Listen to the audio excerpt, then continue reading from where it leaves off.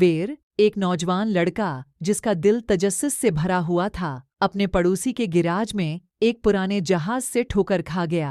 इसकी हैरत की बात यह है कि स्पार्कल एक्सप्लोरर नामी स्पेसशिप एक दोस्ताना बीप के साथ जिंदा हो गई। हेलो वेर, मैं स्पार्कल हूँ, आपका इंटरगैलेक्टिक दोस्त। एडवेंचर के लिए तैयार हूँ?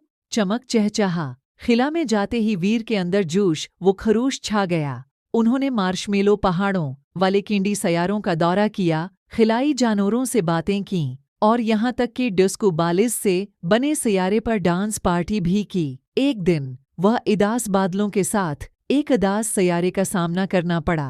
वीर ने पूछा, क्या बात है? सैयारे ने वजाहत की, मैंने अपनी धौप खो दी है, खुशी फैलाने के लिए प्राज़म। वीर और स्पार्कल ने आसमान में एक बड़ा समाइली चेहरा बनाने के लिए स्टार डस्ट इकट्ठा किया। एक बार आदास सैयारा खुशी से चमक रहा था और बादल रोई की मिठाई में तब्दील हो गए थे।